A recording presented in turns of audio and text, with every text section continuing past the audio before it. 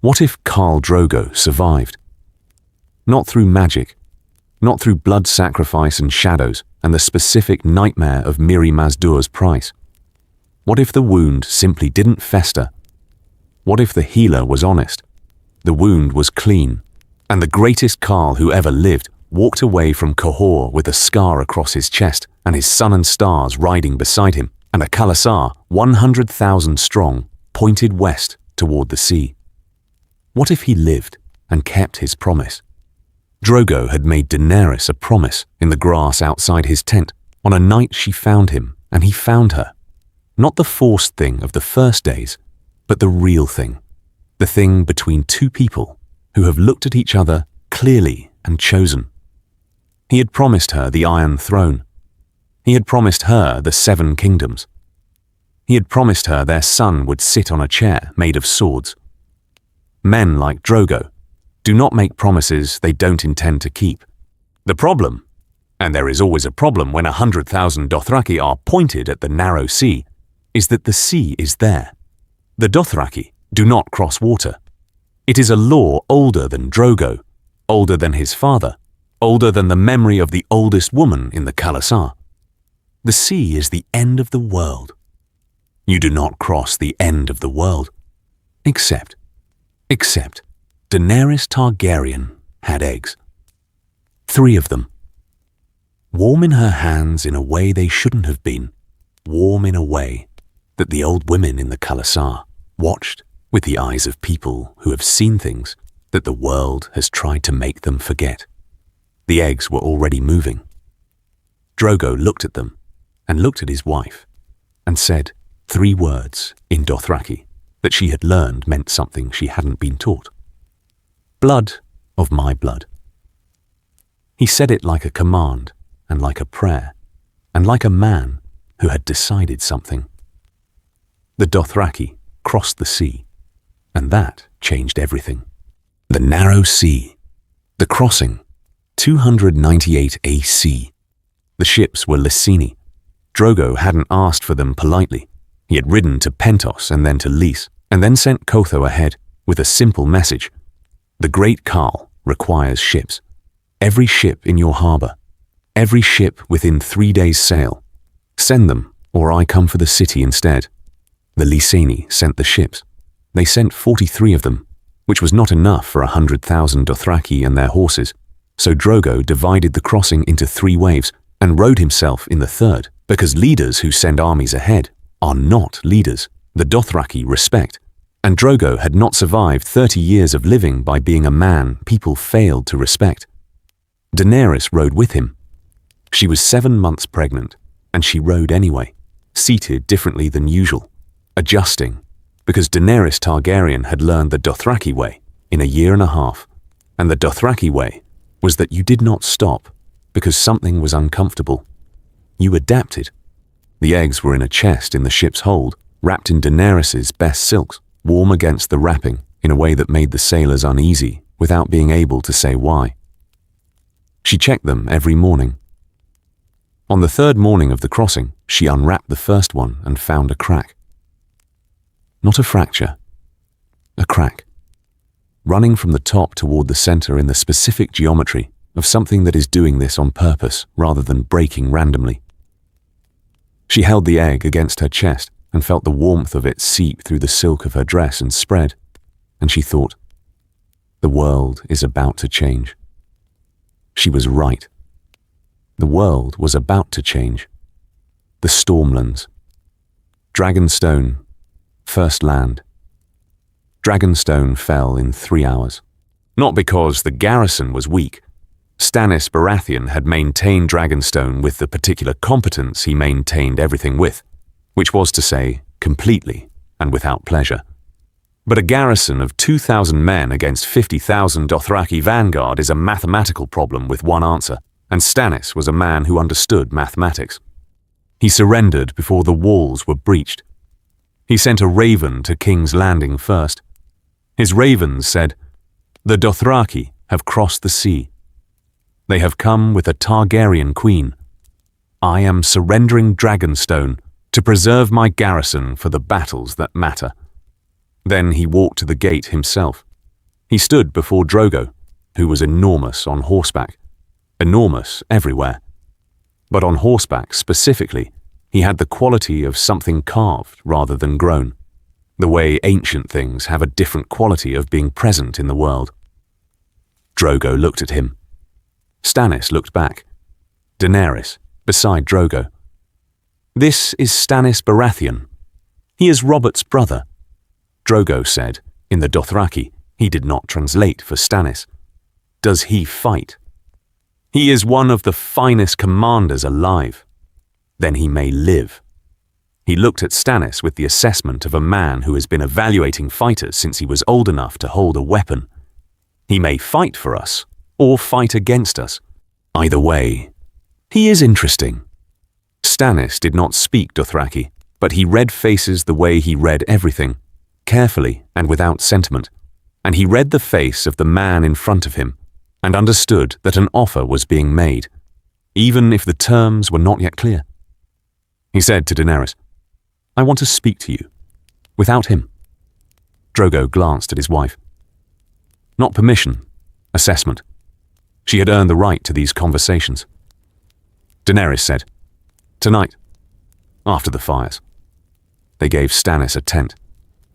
That night she came to him alone except for Irri and Jiki, who were not exactly bodyguards but were carrying things that functioned as bodyguards, and who Stannis chose not to comment on. Stannis said, "You have dragons." She looked at him. "The eggs have hatched. We could see the light from the walls last night." He was matter-of-fact about it, which she found she appreciated. Most people performed their reaction to the dragons, performed shock or fear or reverence, and Stannis performed nothing. He simply registered information and processed it. "How many?" "3, she said. "All 3 hatched." "All 3. He was quiet for a moment. "Robert killed your father." "I know. And your brothers." "One of them, yes. The other died in the war." She looked at him. "I'm not here for revenge. I want to be clear about that." "Then what do you want?" "The throne. The 7 kingdoms." She said it without apology. "Not Robert's throne. My family's throne. The one that was taken." "It was taken," Stannis said, "because your father was burning people alive in the throne room." "I know what my father was." "And the Dothraki you've brought with you will burn people alive in the fields." She held his gaze. "That is why I am here. To stop that from happening." A pause. "The Dothraki take what they find. I am trying to limit what they find. I am trying to negotiate rather than burn. I am trying to offer terms rather than... Can you control them?" She hesitated, just for a moment, and she watched Stannis see the hesitation and file it. "I am working on that," she said. He looked at her, the same assessing look, the one that didn't soften for courtesy. "My nephew is king," he said. "Joffrey. He is not Robert's. I've known for a year. Jon Arryn died knowing it." He said it with the flat precision of someone putting evidence on a table. "My claim is legitimate." "I know. You know. Varys told us before we sailed. Your position, your evidence, your claim." She looked at him. "Your claim is legitimate, and it supersedes Joffrey's. My claim supersedes yours." He didn't argue with this. He had the quality of a man who does not argue with documented facts. "What do you want from me?" she asked. "The same thing I've always wanted." He said it without any particular feeling. "A realm that follows its own laws. A throne held by someone who deserves it." He paused. "I don't particularly care which Targaryen that is." She looked at him. "You'd serve me." "I'd serve the rightful queen." A beat. "If you are one," she said, "join us. Take the field beside Drogo's host. I need commanders who know Westeros. You know Westeros."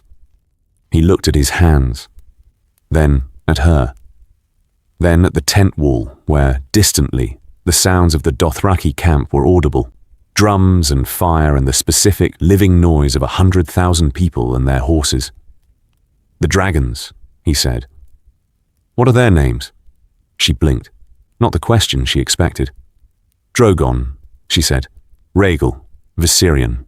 He nodded. "Drogon, after your husband." "After no one." The name chose itself in a way. Drogo said it, and the dragon turned. Something crossed Stannis' face. Not warmth. He wasn't built for warmth. But something that was adjacent to recognition. The expression of a man encountering something he hadn't predicted and finding it less threatening than the predictions. "I'll ride with you," he said. "I won't kneel until after the throne. I don't kneel to people in tents." She almost smiled. "Fair enough." The camp, Miri Mazdur, the debt. There was something Daenerys had never told anyone about the wound that was supposed to kill him.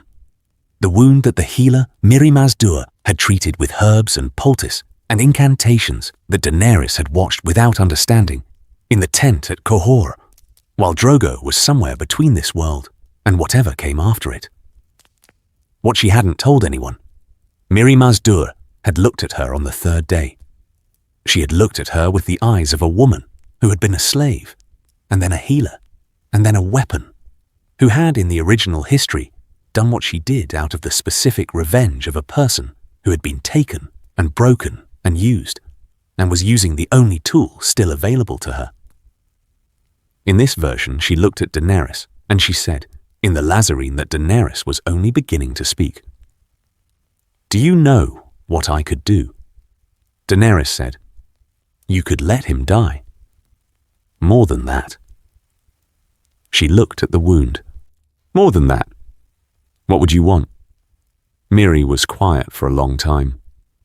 She said, "I want to go home." She said it with the flat simplicity of someone who had wanted one thing for a long time and had not expected to be asked. "That is all. I want to go home." Daenerys said, "If he lives, if he is himself, I will take you home." Miri looked at her. She said, "A Khaleesi's promise is worth little to a slave." Daenerys said, "I am not a slave's owner. He is my husband, not my master, and I am not his. You are a healer. I am asking for help. That is all." Miri said, "And if I don't help?" Daenerys said, "Then you don't help. You are free to choose." She paused. "I would rather you chose to help, but the choosing is yours." Miri looked at her for a long time. She looked at Drogo. She made her choice. She treated the wound honestly and without the shadow magic and without the price that in another life had consumed everything. She treated it with what she knew, which was considerable. She had been trained at a temple. She was the best healer in 3 villages. She knew what she was doing. The wound healed. Drogo lived. Miri went home. Daenerys arranged it. A ship, escort, a payment that was more than she needed and less than it was worth. She went back to Lazar. She sent a letter from there, 3 months later, that Daenerys was not expecting. It said, "The things I could have done for revenge would not have made the dead undeader or the burned unburned. You gave me a choice. No one had given me a choice in 7 years." A pause in the writing. "I thought you should know that I thought about it. I thought about the other path for a long time." Another pause. "I chose this one because you asked, rather than ordered.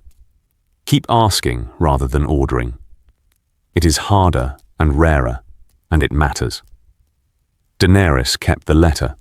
She read it sometimes in the hard years, when the asking rather than ordering felt like a luxury she couldn't afford. It always reminded her. The asking was the whole thing. King's Landing. The news arrives. Cersei received 4 ravens in one morning. The first said the Dothraki had crossed the sea. She didn't believe it. The second said Dragonstone had fallen. She didn't believe that either, but she started paying attention. The third said there were dragons. 3 of them. hatched from Targaryen eggs that the last princess had been carrying across the narrow sea for a year. She sat very still with the third raven for a long time. The fourth said Stannis Baratheon had joined them. She burned the fourth raven in the nearest torch because burning it was the only response available that felt proportionate. And then she called for Tyrion, who arrived to find her standing at the window with the specific expression she wore when she was managing something that exceeded the available management tools. Tyrion said, "You've heard. Tell me what you know." More than the ravens, probably. He sat. He didn't wait to be offered a chair. Drogo is alive. The wound that was supposed to kill him didn't. Daenerys has been building alliances in Essos for a year, the Lyseni merchant fleet, 2 of the free cities, and apparently a significant relationship with the Dothraki she built herself. Not as a Khaleesi, as something else. Something that has them crossing water for the first time in recorded history. He paused. The dragons are real. I've spoken to 3 people who've seen them. Not rumor. Seen. Cersei looked at him. How big? Young. 3 months past hatching. He held up his hands. Currently? Manageable. Currently. Dragons grow fast. She turned back to the window. Below, King's Landing was going about its morning business in total ignorance, which was where she intended it to stay as long as possible, because the morning business of King's Landing, when it had something to panic about, was riots. And riots became fires. And fires became problems that outlasted the thing that caused them. "Joffrey," she said. Tyrion was quiet. "He's going to want to fight. He's going to want to do many things that are inadvisable, yes." She pressed her fingers to her eyes. "We need to evacuate the treasury. We need to get the gold out of the city before. Already arranged. 3 wagons overnight through the Mudgate. Destination Casterly Rock." She lowered her hands, looked at him. "When did you—" 2 days ago, when I received the first raven." He met her eyes. "I was waiting to see if you'd worked it out yourself before I told you what I'd done." She held his gaze for a moment. "Thank you," she said. It came out grudgingly, and she didn't fix it because it was a grudging thing. "There's more," Tyrion said. "We can't fight this. Not with what we have. Joffrey's army is 20,000 men, and the city walls are defensible against conventional assault, but not—" He stopped. "Not dragons, Cersei. There is no defense against dragons. It doesn't exist. We negotiate. We have been negotiating from the wrong position for years. The right position is— What do they want? The throne. Obviously." He paused.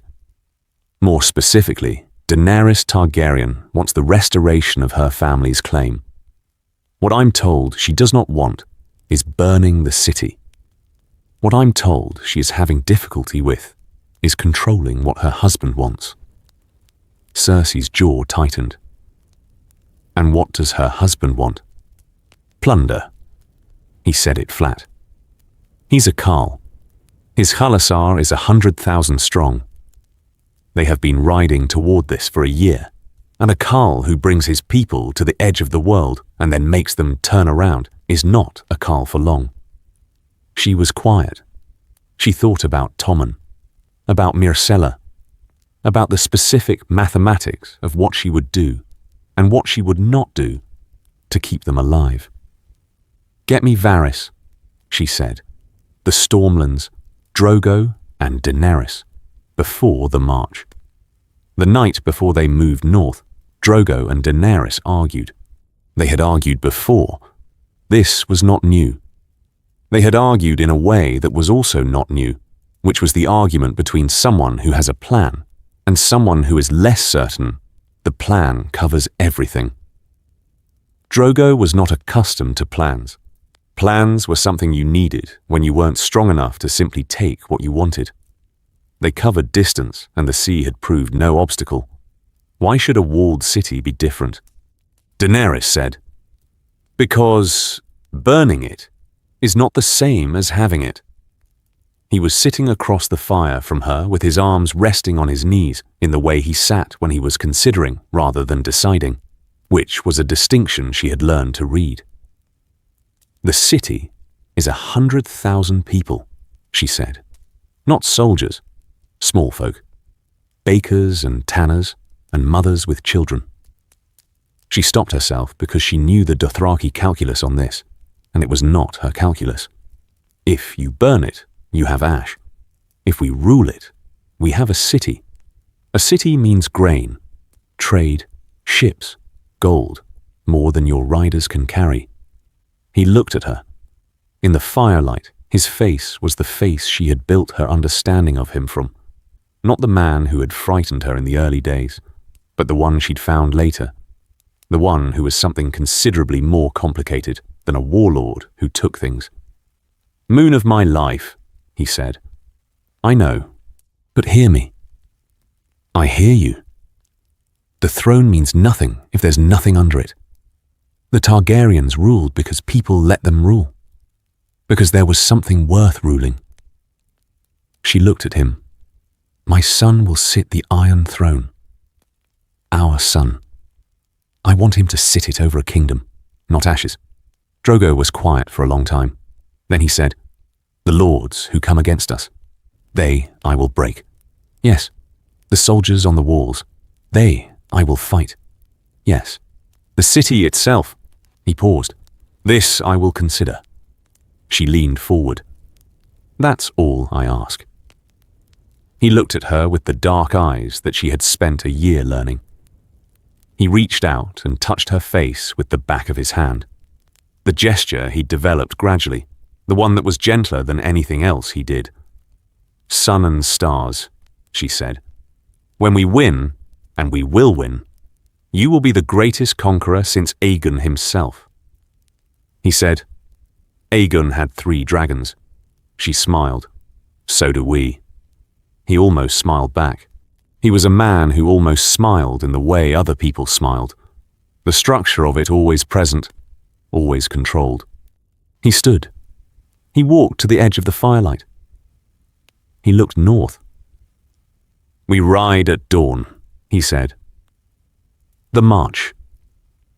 The lords respond." The Lannister response was Tywin. He rode from Casterly Rock with 40,000 men, and the cold efficiency of a man who has been building toward a decisive engagement his entire life and has finally been given one. Tywin Lannister did not panic. He did not run. He assessed the situation with the particular intelligence that made him the most dangerous commander in Westeros, and he identified the problem immediately. The Dothraki were cavalry, heavy cavalry, 100,000 riders who had never in their history been defeated in open field. Open field was where Tywin would not fight them. He picked the Blackwater Rush. The river narrows at the crossing near the God's Eye, and there the ground forces both sides together in a way that negates the Dothraki numbers advantage. He could hold that crossing with 20,000 men against 100,000 if the crossing was narrow enough. He sent word to Joffrey, "Do not engage. Do not send men forward. Hold the city." Joffrey read the letter and sent men forward anyway. This was the consistent problem with Joffrey. The men he sent were 6,000 gold cloaks under Janos Slynt, dispatched to prove something. Joffrey was never entirely clear on what, but proving something was the general objective. They met the Dothraki vanguard outside Rosby. The battle lasted less than 2 hours. Slynt ran. The gold cloaks ran. The survivors who made it back to King's Landing brought with them the specific, haunted quality of men who had seen something that redefined their understanding of what a battle was. Tyrion, receiving this report in his chambers, poured himself a drink and said nothing for a long time. Then he sent a raven south toward the Dothraki camp. Not to Drogo, to the woman beside Drogo. The raven said, "I would like to negotiate. I can do this without Joffrey knowing, which benefits us both. Tell me what you want that is not the head of every lord in Westeros, and we will discuss it." The reply came in 2 days. It said, "Come to our camp. Alone. We will not kill the messenger if the messenger is actually the message." He rode south, the Dothraki camp. Tyrion and Daenerys. The camp was everything and nothing like he'd expected. He'd read descriptions of Dothraki khalasars. Everyone who paid attention to the wider world had, given the events of the past 2 years, and the descriptions had conveyed scale without conveying the sound of it, which was immense, or the smell, which was horses and cookfires, and the specific animal density of 100,000 people in close proximity who had not built for permanence.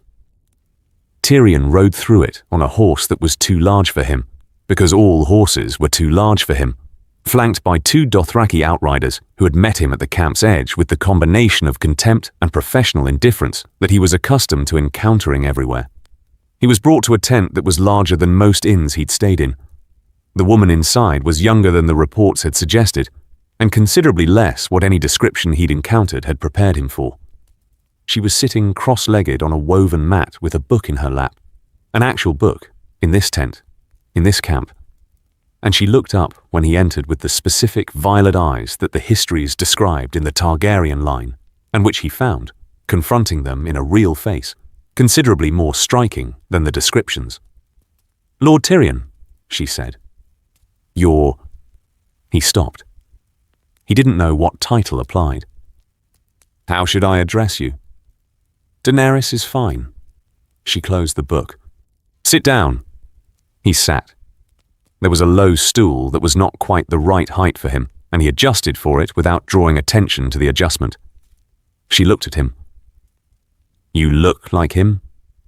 "My father." "Yes, I know." "I was going to say your brother. The Kingslayer?" She tilted her head. "There's something similar in how you hold yourself." He hadn't expected that. He absorbed it without showing that he hadn't expected it.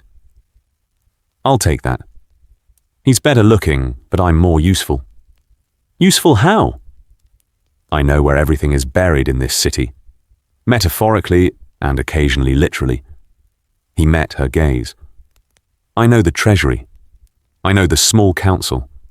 I know the guard rotations and the harbour defences and the specific location of a wildfire cache that my nephew doesn't know exists and that represents a significant threat to anyone who tries to take King's Landing by storm." He let that sit. "I know all of this, and I'm sitting in your tent instead of in the city." She said, "Why?" He'd prepared for this. "Because Joffrey is going to lose. The loss is negotiable. How much it costs, who survives, what the city looks like afterward. But the outcome isn't. 100,000 Dothraki and 3 dragons against a city with 20,000 defenders is an outcome, not a question." He paused.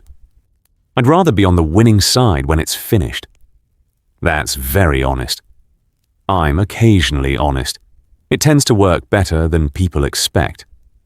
She looked at him for a moment. Behind him, at the tent's entrance, 2 large Dothraki warriors who had made no sound since his arrival made no sound in a more pointed way. "The wildfire," she said. "Yes. Where is it?" "That's the negotiation." He leaned forward. "I'll tell you where it is and how to disarm it and who controls it. In return, I want 3 things." "Tell me." "The children, Tommen and Myrcella. They're not guilty of Joffrey's decisions and they should not be. They won't be harmed. I have no interest in harming children." "My sister?" He watched her face. "Cersei is. She's done things that are difficult to defend. I'm not going to try. But she's my sister." She was quiet for a moment. "What does she want?" "To survive. To see her children survive." He paused. "She'll cause trouble. She's constitutionally incapable of not causing trouble. But she's in a city that's about to fall, and she knows it. And a queen who can afford to be generous to the queen she's replacing is a queen who looks like what she claims to be." Daenerys looked at him. He watched her think. Not the performance of thought, but actual thought. The working through. And the third thing, she asked. A role. Something to do. He held her gaze. I'm the finest administrative mind in King's Landing. I know how the city works. I know how the treasury works, how the food distribution works, how the harbour licensing works. When you take the city, you're going to need someone who knows all of that. You want to serve me. I want to be useful to something worth being useful to. He paused. I've spent my whole life being useful to a family that tolerated me, and a dynasty that was about to end. The calculation in favour of a change has been building for a while. She looked at him for a long moment. Then she said, the wildfire first. Then we discuss roles. He told her about the wildfire. She listened without expression. When he finished, she called in someone he didn't know, a woman, older, with the look of the free cities, and spoke to her in a language he didn't understand, briefly and efficiently. The woman left. I've sent people to disarm it, Daenerys said. If your information is correct, the disarming will be complete before we reach the city. And if it's not, then you'll be in the city when it burns. She said it without malice. Just fact. I don't believe it isn't correct. He nodded. He thought, she is considerably more than people think she is. He thought, this is either the best decision I've ever made or the last one. He thought, in either case, it's more interesting than what I was doing before. You're Khal, he said. Yes. He's going to be a problem for the city. I am aware of that. He understands the difference between fighting and ruling. She looked at him with the violet eyes. He is learning it. A pause. I am teaching him. How's that going? Better than you'd think. She picked up the book again. Drogo is not what the stories say. He is what he is, which is more complicated. She looked at the page without reading it. The stories say he's a barbarian. The stories are told by people who've never met him. Tyrion thought about this. He thought about the man he'd glimpsed briefly when he rode into camp. Enormous. Still, the quality of a man in absolute command of himself and everything around him in the way that very few people he'd encountered ever were. I'll need to meet him, Tyrion said. Eventually. Not today. She turned the page. Today, you tell me about Joffrey's defenses, and I decide whether to trust what you tell me. He told her about Joffrey's defenses. She listened. He had the specific experience of being listened to completely, without the performance of listening, which was different from most councils he'd attended. When he finished, she said, the Blackwater. Yes. Tywin Lannister is positioned at the crossing. I assume. I've not been in contact with him since I left the city. He paused. My father is. He stopped. My father is the most dangerous opponent you have. Not Joffrey. Tywin. Tell me why. Because Joffrey is impulsive and therefore predictable. Tywin doesn't have impulses. He has objectives. He looked at her. He will wait at the Blackwater for as long as it takes, and he will find the one moment your approach to the crossing is vulnerable, and he will use it. That's what he does. She said, we won't approach the crossing. He blinked. She looked at him with the patience of someone who has thought about something considerably longer than the conversation has been happening. We will not fight Tywin at the position he has chosen. We'll make him come to us. She set the book down.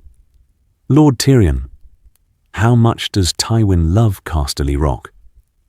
He understood immediately. He said, you're not taking King's Landing first. Not first, no.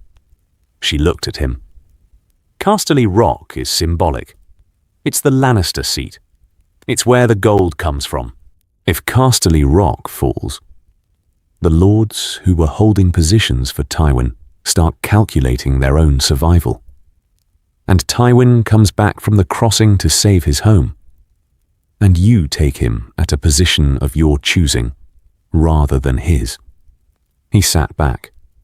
He looked at her with the expression he reserved for people who had surprised him, which was an expression he produced rarely and authentically. Yes, that is actually excellent. She looked like she didn't particularly need his confirmation. I need someone who knows the interior of Casterly Rock, the tunnels, the garrison positions. He laughed. He couldn't help it. You negotiated me into helping you take my family's castle. Did I? I thought you were helping me because you decided to. He thought about it. Fair enough, he said. There are tunnels under the sea road entrance. If I draw you a map, draw me a map. Casterly Rock, the fall, 298 AC. Drogon flew over Casterly Rock at dawn. The garrison saw him first as a shadow, enormous, wrong. The shadow of something the size of the castle itself, moving too fast for a cloud and in the wrong direction for a bird. They looked up. They saw him. The screaming started before the fire.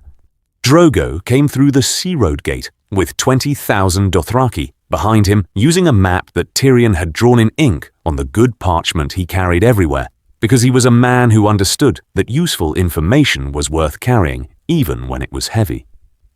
The tunnels were exactly where Tyrion had said they'd be. The garrison was positioned exactly as Tyrion had predicted. The hidden gold vault was not there. The gold had already been moved. Tyrion had told them about that too, had told them it was in 3 wagons heading north, and the riders Daenerys had sent had intercepted 2 of the 3. The garrison surrendered in 4 hours. Not because they had no fight in them. Because Drogon landed in the main courtyard, and the men in the courtyard looked at the dragon, and the dragon looked at the men in the courtyard with eyes that were the colour of old bronze, and the garrison commander, a man named Sir Davin Lannister, who was by all accounts a competent soldier and a practical man, looked at the dragon and then at the Dothraki coming through the gate and made a practical decision. He sent a runner to the battlements.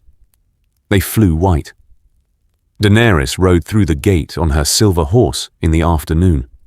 The castle was intact.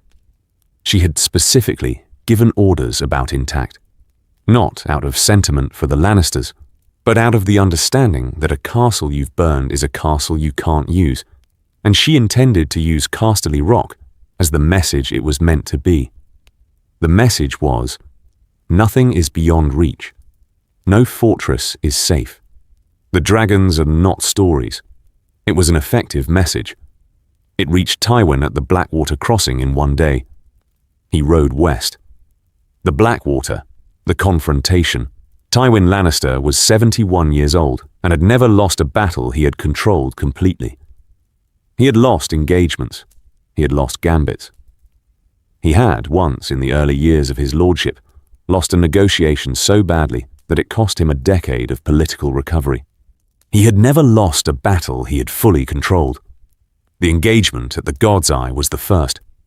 He had ridden back from the Blackwater with 40,000 men, knowing that the river crossing he'd prepared would be abandoned, and knowing that Daenerys' force would take it, and knowing that this meant she would reach King's Landing by river rather than road, and he had not been able to prevent any of it because Casterly Rock was burning.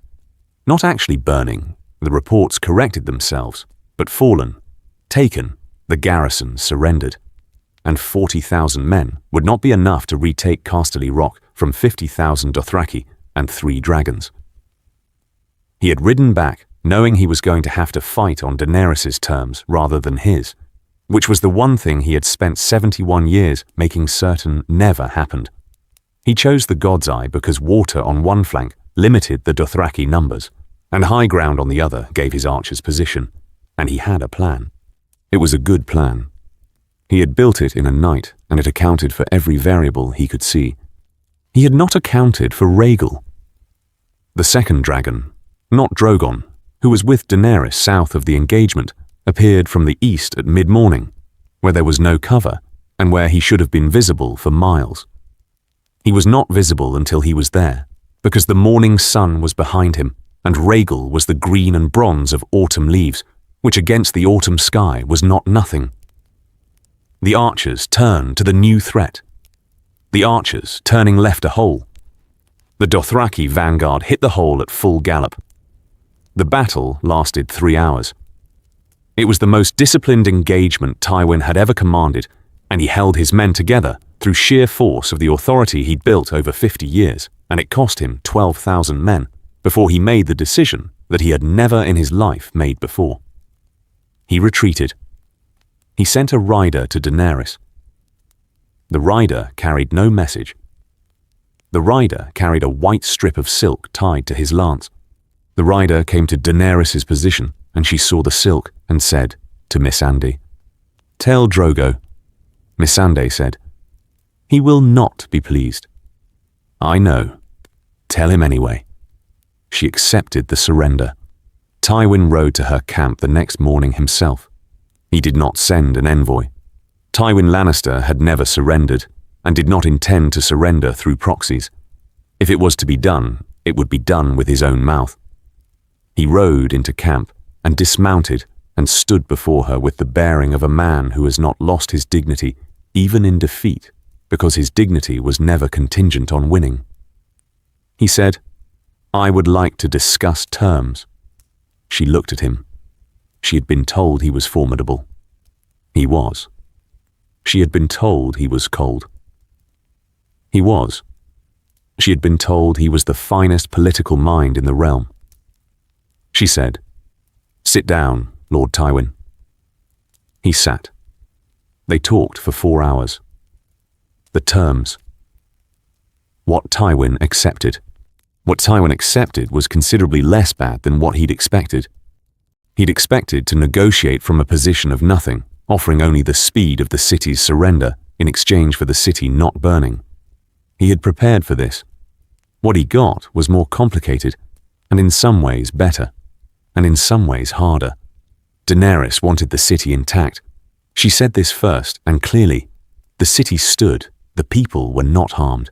The sept and the markets and the small folks' quarters were left alone. She was specific about this in a way that told him she'd been having the argument behind her about it, and had won but not easily. She wanted the Lannister gold, or what remained of it. Most of it was already hers from Casterly Rock. What was in the city vaults she accepted as payment of the debt the crown owed the Iron Throne. Robert's debt, Joffrey's debt, the accumulated weight of 15 years of Lannister money propping up a Baratheon claim. She wanted Joffrey. Tywin said, "He's a child. He's 16. He's a king who sent men to their deaths on a field for sport and ordered the execution of the most honorable man in the realm." She looked at him. "He goes to the wall, not as a prisoner, as a brother of the Night's Watch. He takes the black. His name goes with him, and his claim goes with it," Tywin said after a pause. "He won't survive the wall." "Then he won't survive the wall." She held his gaze. "Cersei lives. Tommen and Myrcella live. The Lannister family continues. That is more than you had reason to expect." He looked at her. He had spent 71 years reading people, and he read her now with the full force of that experience. He said, "You believe what you're saying?" "Yes." "The restraint, the mercy. This is not a performance." "No." She paused. "It's a policy. There's a difference." He thought about this. He had the quality of a man conducting an internal argument very rapidly and arriving at a conclusion he had not anticipated. "My son. Tyrion is already with us. That was his choice." She said it without gloating. Tywin said nothing. His face did something briefly that was not readable, and then was controlled again. "And Jaime?" he asked. "Ser Jaime is free to serve whoever will have him." He cannot remain in the Kingsguard because the Kingsguard serves a king who no longer exists.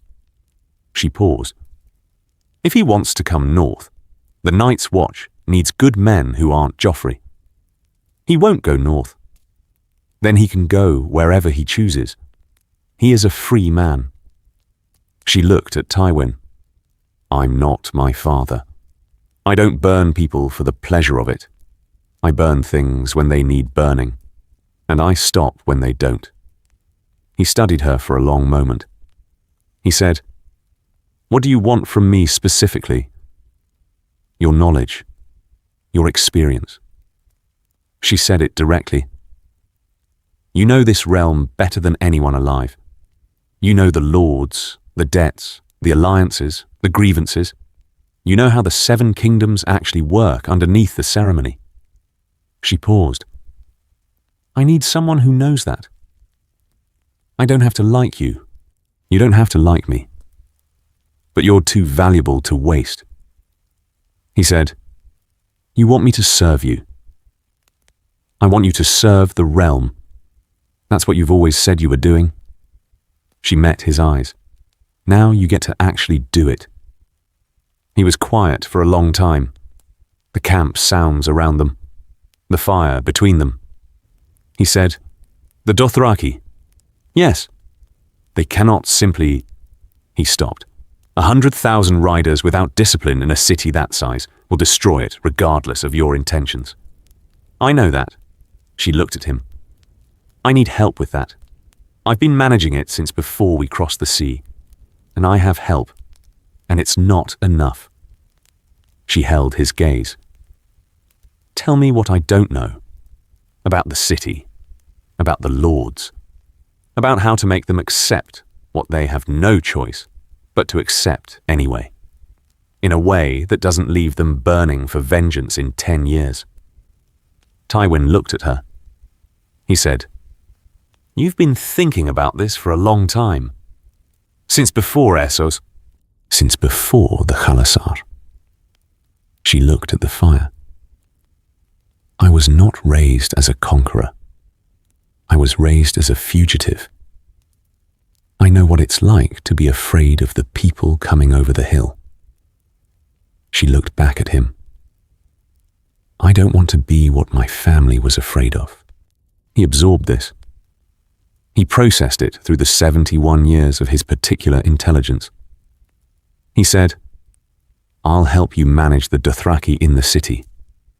I'll help you manage the lords.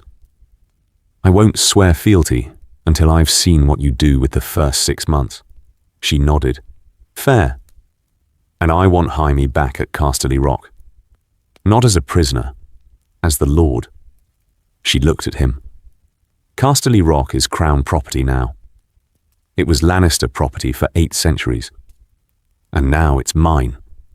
She paused. Jaime can be the crown's representative at Casterly Rock, with the title and the seat and the income, administered under crown authority.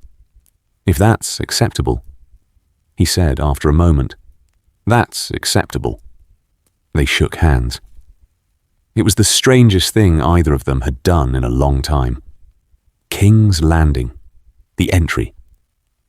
Daenerys entered King's Landing on Drogon. She had considered riding the silver horse. She had considered it seriously, discussed it with Missandei and with Tyrion, who had argued that a queen entering on horseback was more accessible, more human, less threatening. She had listened to all of it. She entered on Drogon anyway. The dragon's shadow covered the king's gate, and the gate of the gods and the street of steel simultaneously, and the people of King's Landing, who had been hearing for 2 days that the city had fallen, and who had come out into the streets anyway, because the specific human compulsion to witness things is stronger than the compulsion to be safe. Looked up. They looked up at the dragon, and they went very quiet. Not afraid. Or not only afraid. The silence of a crowd that has just understood something, that has had the world rearranged around a new central fact. The last dragon had died 150 years ago. The people looking up at Drogon were mostly 2 or 3 generations from anyone who had seen one. Their bodies remembered anyway. She landed in the plaza before the Red Keep. She dismounted. She was 20 years old. She had violet eyes and silver hair, and she was wearing Dothraki clothes because she had been in a Dothraki camp for 6 months, and these were the clothes she had, and she was not going to change them for the entrance because changing them for the entrance would make the entrance about the clothes. She stood before the Red Keep and looked up at it. Somewhere behind her, Drogo was riding through the gate with his blood riders. Somewhere behind him, Stannis Baratheon was bringing the Baratheon host.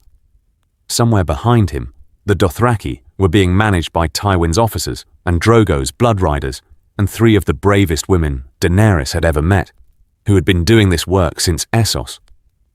She looked at the keep. She thought about her father, who had sat in that keep and burned men alive. She thought about the stories she'd been told her whole life, the stolen throne, the usurper, the burning of her family. She thought about what she had come to do and what she was trying not to become doing it. She said quietly to Missandei, "Is the wildfire disarmed?" "All 6 caches?" "Yes." She nodded. She walked up the steps. The throne room. She stood in front of the Iron Throne for a long time without sitting in it. Not from reluctance, from something she couldn't entirely name. The specific weight of a thing you have been building toward for your entire conscious life arriving in real time. The throne was ugly. She had known it would be ugly. The descriptions were consistent, but ugly in this specific way. The intentional violence of it, the blades jutting at angles that guaranteed you would be cut if you reached for it wrong. It was a chair that did not want to be sat in and had been designed to communicate exactly that. She sat in it anyway. The blades were cold against her back. She sat there in the empty throne room. Drogo was outside, managing the city's entry. She had asked for this moment alone and Missandei had managed it. And she looked at the length of the room. She thought, "I am here." She thought, now what? The now what was what she'd been building for 3 years, in Pentos and across the sea, and in the khalasar, and across the narrow sea, and through the stormlands, and the westerlands, and here. She had plans for the now what. Good plans, she thought. She'd had Tyrion review them, and Stannis review them, and she'd had Tywin review them in the 2 days since his surrender, and each of them had found things that required adjustment, and she had adjusted.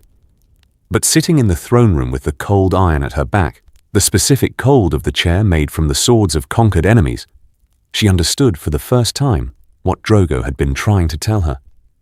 He had told her, the iron chair is a weapon. She had thought he meant it politically. She had thought he was talking about power. He'd meant it literally. She understood now that every king who had sat here had been being made by the chair at the same time as they were sitting in it, and the making had not been kind to any of them.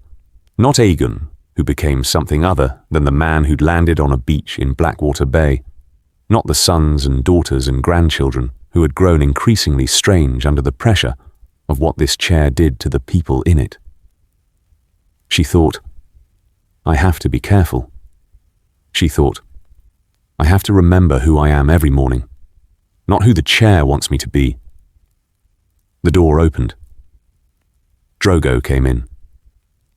He walked the length of the room and stopped in front of her and looked at her.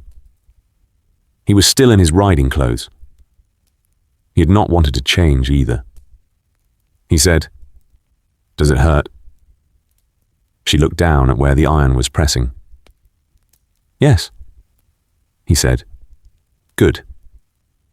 He sat on the steps of the dais and looked up at her. "Pain says you're still here."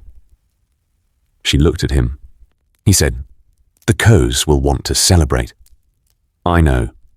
"They will want the city's gold." "I know." "Moon of my life." "I know, Drogo." She kept her voice even. "We discussed this. The gold goes to the treasury. There is plunder from the battlefields and from the lords who fought against us, and I have told the Coes they may take that. The city is not plunder. She looked at him. I need you to hold this with me. He was quiet. She looked at him from the throne. He looked back from the steps. Between them, the length of everything they had been through. The grass sea and the crossing, and the campaign, and the arguments, and the specific, complicated education of two people from entirely different worlds learning each other, sat in the air like weight. He said, Rhaego, the name of their son, born on the ship, healthy, currently somewhere in the city with his nurse and 3 Dothraki guards who would kill anything that came close without being asked. Yes, she said. He will sit that chair. Yes. He looked at the throne. He had the expression she'd come to understand as the one he wore when he was deciding rather than considering. I will hold it, he said. Thank you. He stood. But the gold? Some of it. A portion. A Khal who returns empty-handed is not. A portion, he agreed. She exhaled. He came up the steps and looked at her in the throne. She looked at him. He reached out and touched her face. Sun and stars, she said. He said, moon of my life. He left. She sat in the throne. The room was empty again. She thought, this is day 1. She thought, there will be 10,000 more. The first year, what she did. 298 to 299 AC. The first year was the crisis she had planned for, and the crisis she had not. She had planned for the Lord's resistance. She had planned for the specific kind of grudging non-cooperation that came from men who had lost and were not prepared to say so openly. She had Tywin for the Lord's resistance. He knew them all, personally, and the specific weight of a conversation with Tywin Lannister still carried something even in defeat, even from a man who had technically surrendered, because 71 years of being the most powerful man in the realm left marks on how a room responded when you entered it. She had Tyrion for everything else. He was remarkable, Tyrion. She had suspected it from the first conversation, and the suspicion had been confirmed daily since. He knew how the city worked in the literal mechanical sense. The water distribution, the granaries, the harbour licensing, the court systems. He knew who was skimming and where and how much and why they'd started. He produced this information with the cheerful efficiency of a man who has been waiting 20 years to be in a position to do something about it. She had Stannis for the military. Stannis was not warm. He was not, she suspected, capable of warmth in any register she would recognize. But he was completely reliable, which was more valuable than warmth in a commander, and he had the specific quality of a man who did not play politics with military decisions and did not play military games with political ones, and she found this restful in a way she hadn't anticipated. What she had not planned for was Drogo. Not Drogo himself. She had planned for Drogo. She had built the entire campaign around Drogo, around the 100,000 riders and the iron will, and the absolute commitment that he'd made when he put his khalasar on ships. She had not planned for what Drogo was becoming in the city. He was restless. The Dothraki way was movement, grass under hooves, horizons retreating, the world opening ahead. A city was the opposite of that. A city was fixed. A city was walls and corridors and rooms and the specific cramped management of too many people in too small a space.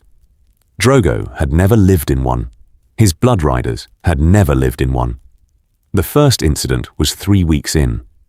A blood rider took a horse from a merchant in Flea Bottom. The merchant complained. Daenerys ordered the horse returned and a payment made. The blood rider objected. Drogo had a conversation with the blood rider. The blood rider returned the horse. This happened 4 more times in the first month. Each time it was resolved, but each time it was resolved with more friction, and friction between Dothraki and city people had a trajectory she could model from what she'd seen in Essos. She talked to Drogo, not diplomatically. not with the careful management of someone handling a political problem. She talked to him in the way she talked to him when they were alone, which was directly and without performing. She said, "The khalasar needs to leave the city." He said, "Where?" "The Reach, the Stormlands, the open country east of the river." She looked at him. "There is more land here than in all the grass sea. But it has to be managed. The riders have to leave the farmers their crops, or there will be no crops next year and no city to rule." He said, "The Khos will not stay if they cannot fight. Then find them something to fight. The Iron Islands have been raiding the west coast for a decade. The Vale has a lord who has not accepted the new rule." She held his gaze. "There is fighting available. But not the city. The city has to be left alone." He thought about it. He sat with it for longer than she expected. He said, "You are asking me to change what we are." She said, "I'm asking you to change what you do. What you are is not something anyone can change." She paused. "What you are is someone who has led 100,000 people across the end of the world because he promised his wife something." He looked at her. "What you are," she said, "is enough." He moved the khalasar out of the city 3 days later. Not all of it. He kept 5,000 blood riders in the city, his personal force, his protection, and hers. But the mass of it, the 100,000 that had been making the city strain at its own seams, rode east to the open country and set up a permanent camp on the plains outside Maiden Pool. It was not a solution. It was a beginning. The problem of the North. The North had not fought. This was not because the North was afraid. The North was a great many things: hard, cold, stubborn, deeply attached to its own identity in ways that were more geological than political. But afraid was not one of them. The North had not fought because by the time the Dothraki host reached the Trident, the war was effectively over. Tywin had surrendered. King's Landing had fallen. Joffrey was on a ship north to Castle Black, with a black cloak he'd refused to put on until the ship was 2 hours out of harbour and the options available to him had clarified. Robb Stark had watched all of this happen from Winterfell. He had received the ravens. He had read them. He had called his bannermen, and he had looked at them, and he had said, "Wait. Not forever. Not out of surrender." He had said wait as a man who has seen enough military history to understand that the smartest move when 100,000 cavalry and 3 dragons are engaged elsewhere is to not put yourself in their way until you know what they want. He sent a raven south. He sent it to Daenerys directly, addressed formally, which was how you addressed a queen when you weren't sure yet if she was your queen. The raven said, "The North is watching. Tell me what you want from us." The raven that came back said, "Come south and tell me what you want for your people." He came south. He brought 30 men and no army, which was a statement in itself, and he rode into King's Landing in autumn and was brought to the Red Keep and shown to the small council chamber where 3 people were sitting with maps and a great deal of parchment. He recognized Tyrion Lannister immediately. He recognized the woman with the silver hair and the violet eyes because the descriptions were accurate.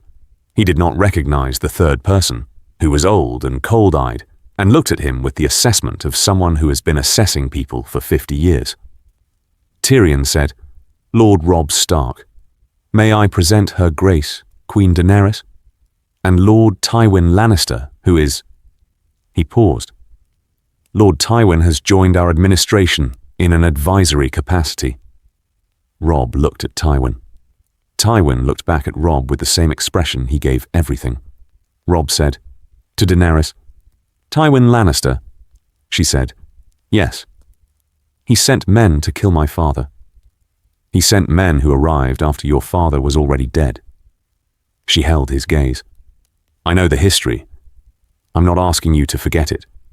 I'm asking you to consider that the history is over, and the question is what comes next." Robb was quiet for a moment. He said, What does come next? She said, the North remains the North. Winterfell remains yours. The Northern Lords answer to the Lord of Winterfell, who answers to the Crown, which is the arrangement that existed before the rebellion, and which I see no reason to change. She paused. The North has always been separate, in practice. I'm not interested in making it less separate. I'm interested in making it clear that what is beyond the wall is everyone's problem. He looked at her. You've read the Night's Watch reports? I've had Tyrion explain them. He has a gift for condensing things. She glanced at Tyrion. And then I read the reports myself. She stopped. They're real. Yes. The North has always believed it. The North has always known. He looked at the maps on the table. What's your plan? I don't have one yet. That's why you're here. She looked at him directly. I'm told you're your father's son. People say that. They also say your father was the most honorable man in the realm. He looked at her. Something in his face shifted. The grief was there, always there when Ned Stark's name was in the room. Yes, I'm trying to build something worth having. I need people who tell me the truth rather than what I want to hear. She paused.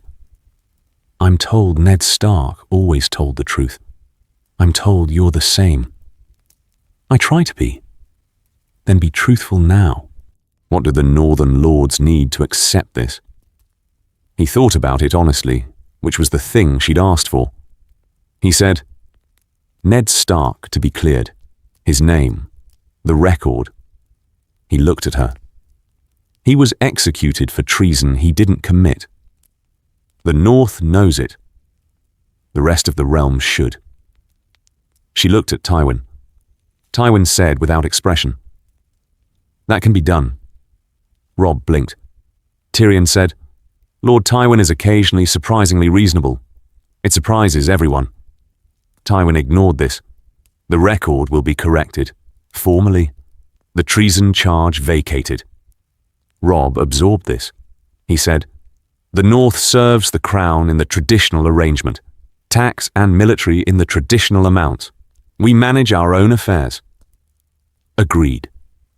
The Watch. Whatever the Crown does about the Watch, the North wants a seat at that decision. Also agreed. He looked at her. You're agreeing to everything. You're asking for reasonable things. She looked at him. I find that most people, when you actually ask them what they want reasonable things. The unreasonable ones are easier to spot. He said, What do you want? From the North. She looked at the window. Cooperation, and the truth about what's in those reports. She looked back at him. I want to know how bad it actually is. He told her. He talked for 2 hours. She listened to all of it. Daenerys and Drogo. The winter. 299 AC. Winter came early. The Dothraki did not understand winter. Not the Westerosi kind. The kind that was not a season but a condition. The kind that lasted for years. That was different in kind from cold weather. That the small folk built their lives around the fear of. The Dothraki had winter in the sense of difficult seasons. They moved with the grass, and the grass moved with the sun. And when the sun was distant, the khalasar was difficult, and when the sun returned, the khalasar recovered. This was a manageable relationship with cold. This was not that. The first winter storm hit in early November and covered the Maidenpool Plains in a foot of snow overnight, and Drogo came to Daenerys in the morning with the look of a man who has encountered a new thing and is deciding how to categorize it. He said, The horses. She said, I know. The grass is. I know. Come inside. The Dothraki do not. Drogo. Come inside. He came inside. He stood in the hall of the Red Keep, which was warmer than outside, and he looked at the fire in the hearth with the expression of a man cataloguing something. She said, The khalasar will need to move south. To Dawn, or the reach. The winters don't reach as hard there. She had maps. She spread them. I know this is not how the Dothraki live. I know it is not what the Khos expected. But the alternative, he said, the men will not go south. South is away from the fighting. She said, the fighting is everywhere if you go looking for it. The Iron Islands, the pirates of the Stepstones, the wildlings in the north, not enemies exactly, but they're going to be a problem when the wall. The wall? There's something beyond the wall that's been building for years. Something the Night's Watch has been reporting on for a century that nobody has taken seriously. She paused. I believe them. Robb Stark believes them. And if it comes south, the grass sea will not stop it. He looked at her. Cold, he said. Yes. Ice. Worse than ice. She held his gaze. The Dothraki are the greatest cavalry force the world has ever seen. If there is something coming from the north that threatens the realm, a cavalry force that can fight in winter is not the worst thing to have. He was quiet. She said, I'm not asking you to change everything. I'm asking you to learn something new. She paused. The way I learned something new. He looked at her. He said, You think I cannot. I know you can. You crossed the sea. The sea was the end of the world and you crossed it. She looked at him. Nothing is the end of the world when you decide it isn't. He sat down. This was something he did now. In private, when no one was watching, he sat in chairs rather than on the ground or on horseback. It had started 2 months ago. She had not commented on it because commenting on it would have made it a thing. He said, Rhaego, he's sleeping. He is bigger.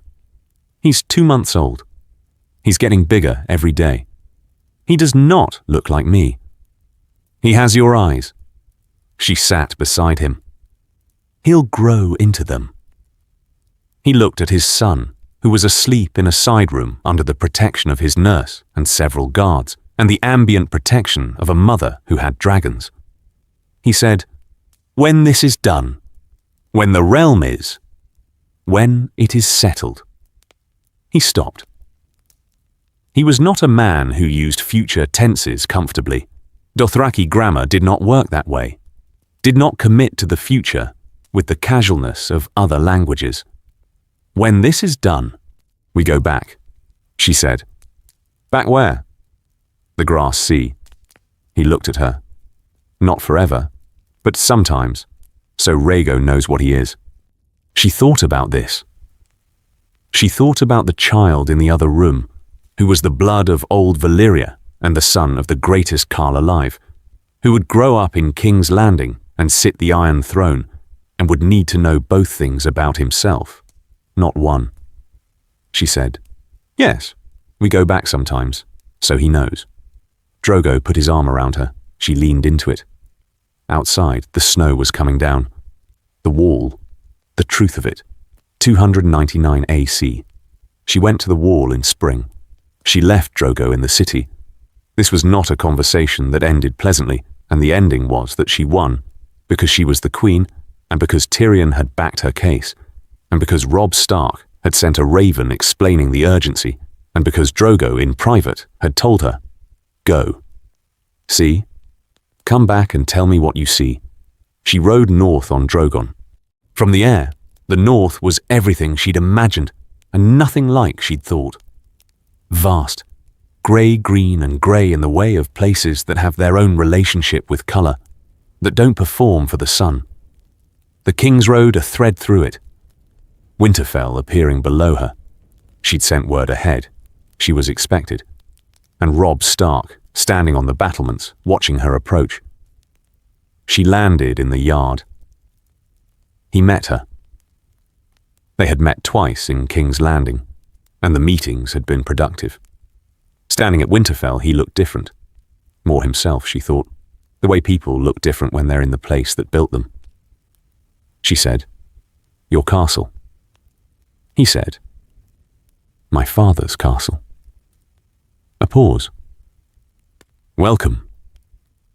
She looked at the stones, at the yard, at the training ground and the Godswood Gate and the towers. She said, "Take me to the wall." He took her to the wall. They rode north on horseback, which was her choice.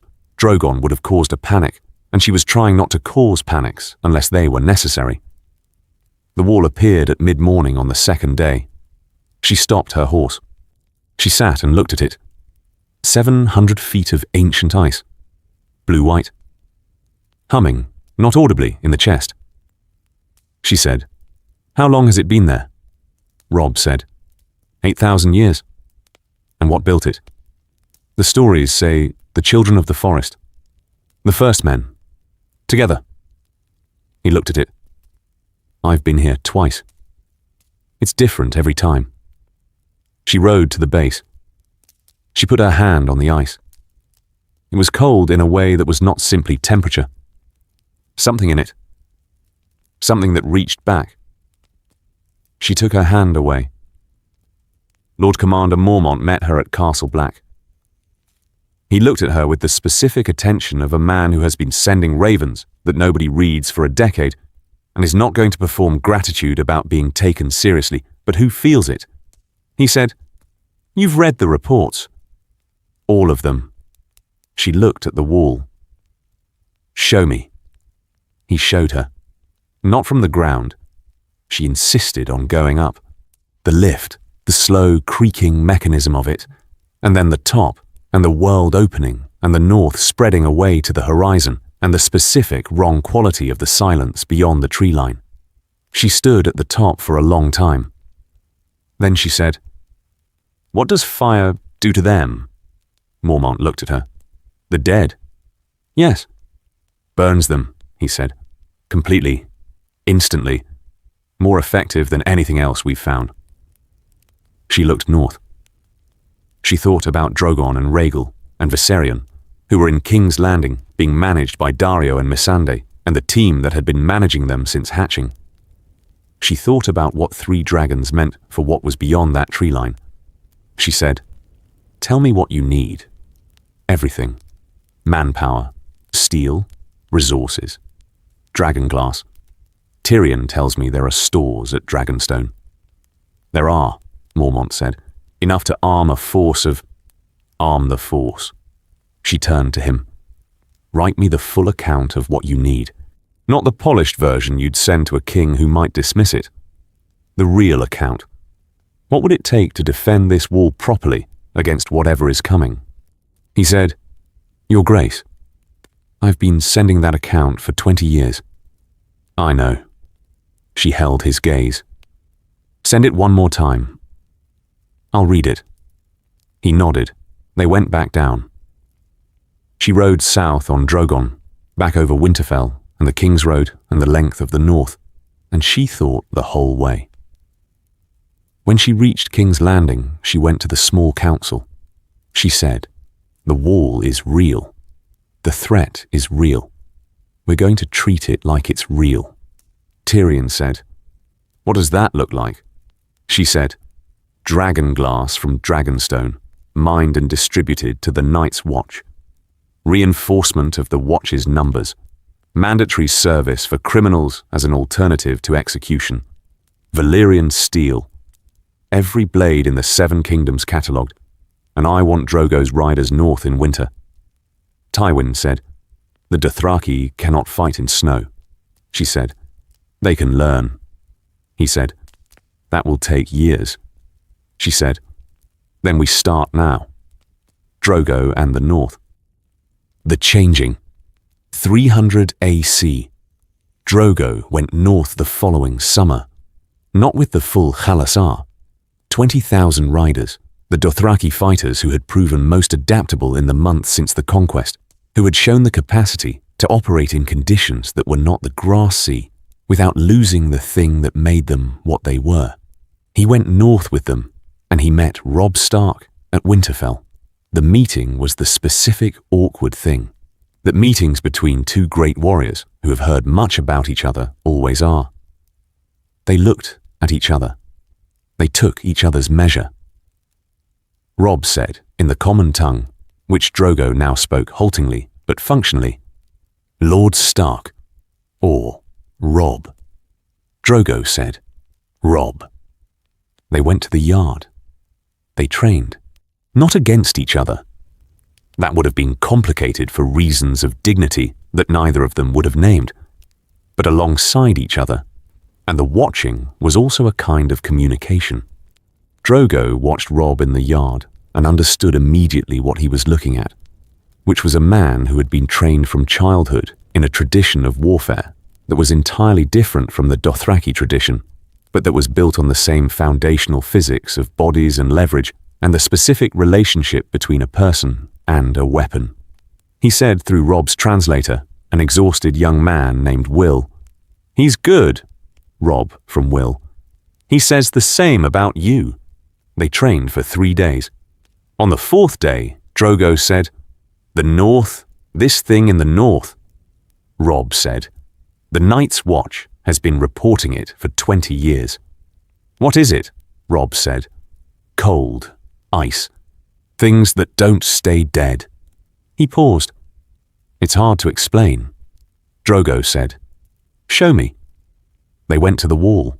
Drogo stood at the base of it and looked up in the way Daenerys had looked up, with the specific quality of someone encountering something older than any human institution, something that predated the very concept of conquest. He put his hand on the ice. He held it there longer than she had. Then he took it away. He said in Dothraki, not translating, "Blood of my blood." Robb, who didn't speak Dothraki, waited. Will said quietly, he said, "It's a phrase that means something you recognize, something that recognizes you back." Drogo looked at the wall. He said in common tongue, "My riders will learn winter." Robb looked at him. "For this," Drogo said. He meant the wall. He meant what was beyond it. "For this, worth learning," Robb said. "I can teach you the ranging techniques, winter riding, how to keep horses in the cold." Drogo looked at him. He said, "You teach me, I teach you." Robb said, "What would you teach me?" "To ride like the grass sea, to fight without armor." He looked at the wall. "You fight slow, heavy." He was not insulting. He was cataloguing. "Against that." He nodded toward the north. "Heavy is wrong." Robb thought about the ranging reports, about what the rangers described encountering in the dark and the cold. He said, "You're right about that." They looked at the wall together, the first encounter. Beyond the wall, they found the dead in autumn of 300 AC, not by accident. Mormont's rangers had been tracking the movement patterns for months, and the patterns had produced a location, a valley, 2 days' march north of the wall, where something had been concentrating, drawing toward the south in the way of things that have a direction. Daenerys was there. She had not planned to be there in the sense of planned from King's Landing. She had been at Castle Black for a week, reviewing the dragon glass distribution, and when Mormont came to her and said, "We've found something," she had gone. Drogo was there. He'd been at the wall for 6 weeks, and his 20,000 riders were camped south of it, but he himself had been going back and forth across it, learning the terrain, doing the thing he did, which was understand land by riding through it. Robb was there because Robb Stark was at the wall more often than Winterfell now, which was something his bannermen had opinions about, and which he had stopped discussing with them, because the opinions were not going to change the thing that needed doing. The valley was wrong in the way of places that have been somewhere cold was not. The frost patterns on the rocks, the absence of animal sound, the specific held quality of the silence that wasn't peace. The dead came over the northern ridge at mid-morning. 200 of them, roughly, moving with the wrong deliberateness of things that were not alive and were organized anyway. Blue eyes in dead faces, the cold coming off them in a way that was directional, that moved toward the living. Mormont's rangers were first. They had dragonglass. They used it. It worked. The dead touched by dragonglass stopped moving. Not fell, stopped, in the way of things where the animating principle had been removed rather than the body damaged. Drogo's riders hit the flanks. The riders had dragonglass too. Daenerys had been distributing it for months, and the Dothraki had treated the black stone with the specific reverence of people who took gifts seriously. They used it on arrowheads, on spear tips, on the edges of the short curved blades. It worked there too. At the back of the valley, beyond the line of the dead, something stood. Daenerys saw it from Drogon. She was above the engagement, watching, managing from altitude the way she'd learned to manage the chaos of battle, not directing every moment, but seeing the shape of it, understanding where the pressure was and where it needed to be. The thing at the back of the valley was tall and pale and cold in a way that was visible from 200 feet in the air. It raised one hand. The dead stopped moving. Not because they'd been killed, because they'd been commanded. She brought Drogon low. Not to the valley floor. Close enough. The thing looked at her. She looked at it. Its eyes were blue, very deeply blue, and it looked at her with something that was not human expression, but was expression. The specific expression of something that had encountered something it had not expected. She said quietly, to Drogon, "Not yet." Drogon made a sound she felt in her chest. She said, "Watch." The thing at the back of the valley turned north. It walked north, and the dead walked with it. And in 2 minutes, the valley was empty, except for the things that had been stopped permanently, and the rangers and riders who were standing in various states of functional shock. Drogo rode to the center of the valley. He looked north. He looked up at her. He said, in Dothraki, "Blood of my blood." He meant, "It knows us now." She said, "Yes." He said, "Good." She looked at him from above. She thought, "My husband has never been afraid of anything in his life. He finds the idea of a worthy enemy more encouraging than frightening." She thought, "I do not know if that is the right response or the bravest response or the most Dothraki response." She thought, "It might be all three." King's Landing, the second year. The second year was better than the first in some ways and harder in others. Better. The city was functioning. The grain stores were full, which was Tyrion's work and the Tyrell alliance and the specific effort of making sure that the apparatus of food distribution was not being skimmed by the dozen people who had been skimming it, which required finding those people and having a series of conversations that were unpleasant for everyone. Better. The Lords had mostly accepted reality. Not warmly. Lords did not accept lost wars warmly, but functionally. The Tyrells were genuinely supportive, which Daenerys had expected.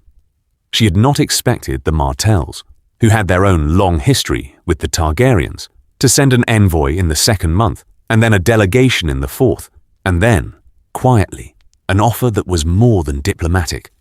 Prince Doran Martell wrote, "My family has been waiting for a Targaryen for 15 years. Welcome home." She read this letter several times. She showed it to Tyrion, who raised an eyebrow. She showed it to Drogo, who didn't know who the Martells were, and required a brief explanation that ended with him nodding and saying, "They hate Robert. They do. They will fight for us. They already are. Politically." She looked at the letter. Prince Oberyn Martell is reportedly also available to do it literally. "Martell?" Drogo said. He tried the name. "Send for him." She sent for Oberyn.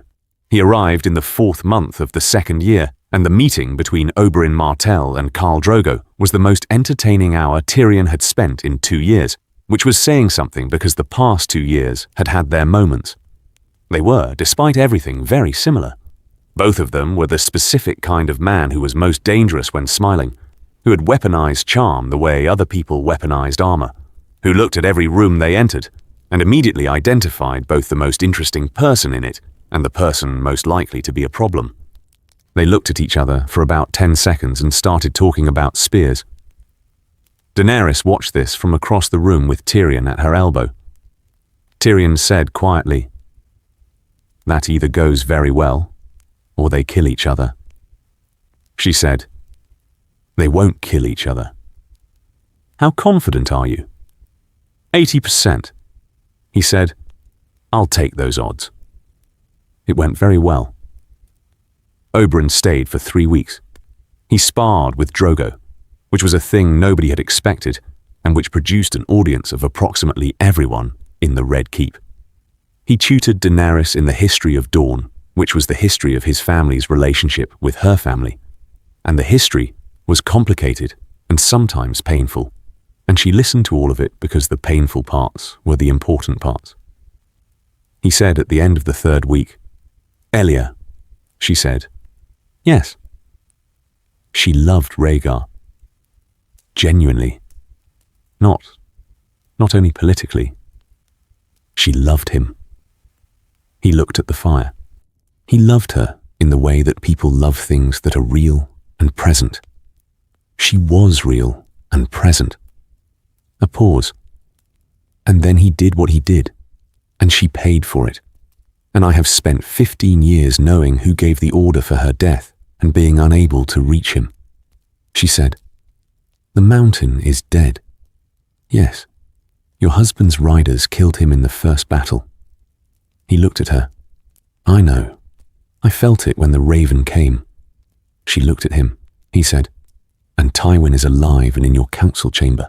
She said, "Yes, that is..." He stopped. He had the look of a man managing something large. "I understand why. I understand the calculation." He held her gaze. "It is still difficult," she said. "I know." She paused. "If you want to be in the room when I talk to him about it, what would that accomplish? Nothing practically, but you'd be in the room, and he'd know you were in the room." He looked at her. He said, "You are better at this than I expected." She said, "What did you expect?" "A girl playing at queen. The stories say, the histories have a very particular version of what a Targaryen ruler looks like." He looked at the fire. "You are not that." "What am I?" He thought about it. He said, "Someone trying to actually do it." He looked at her. "Which is rarer than you'd think." The hard things. Drogo and the change. The hardest part of the 2nd year was Drogo.